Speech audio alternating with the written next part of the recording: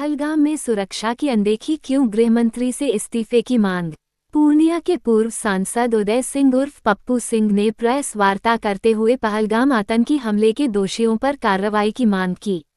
उन्होंने कहा कि पीएम नरेंद्र मोदी के कार्यकाल में सैनिक बल सहित निहत्थे लोगों पर आतंकियों का 26वां अटैक है।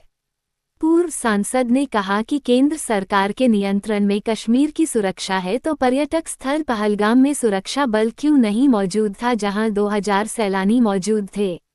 आतंकी घटना को लेकर उन्होंने नैतिकता के आधार गृह मंत्री अमित शाह के इस्तीफे की मांग की।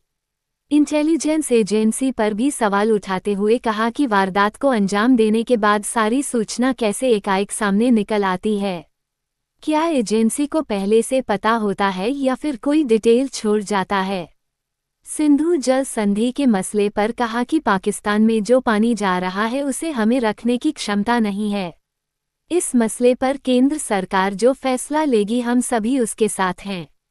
ज्यादा देर पानी रोकने से कोई वैकल्पिक व्यवस्था नहीं होने से हमारे यहाँ भी अधिक जल की समस्या उत्पन्न हो जाएगी। उन्होंने कहा कि आतंकियों की सजा साधारण पाकिस्तानियों को देना कहाँ तक उचित है, ये केंद्र सरकार पर निर्भर करता है। हर्ष प्रसाद की रिपोर्ट, पूर्णिया से। केंद्र सरकार के नियंत्रण में कश्मीर की सुरक्षा है,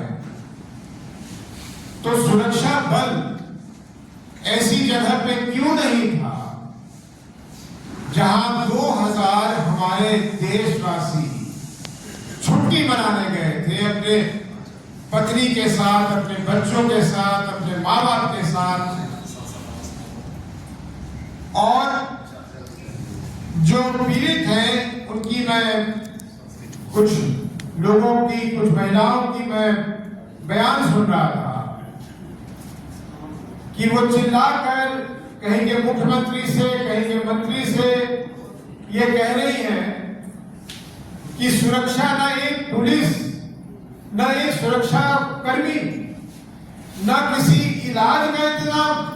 भाई जहां आप घोड़े पे जा रहे हैं वहां तो आप गिर तो सकते हैं, चोट तो आ सकती है, ना हुआ आतंकवादी हमला तो भी, तो एक फर्स्ट एड का कोई इंतजाम नहीं। इसके लिए तो मैं समझता हूं कि केंद्र सरकार को देशवासियों को जवाब देना ही चाहिए, और इसको कभी भी कंफ्यूज नहीं करना चाहिए कि केंद्र सरकार के लिए हुए कठोर से कठोर या उचित कदम के साथ पूरा देश खड़ा। यहां कोई विपक्ष नहीं है। केंद्र सरकार पूरी तरह से स्वतंत्र है, जो चाहे करे हम उसके साथ खड़े हैं। कोई कुर्बानी नहीं होगी, देशवासी एक देशवासी खड़ा है। लेकिन वही देशवासी, वही पीड़ित परिवार के लोग ये पूछ रहे हैं कि जब हम आप पे इतना यकीन करते हैं और आपकी बातों पे कि वहां सुरक्षा है, हम अपने बाल बच्चों को लेकर वहां चले जाते हैं,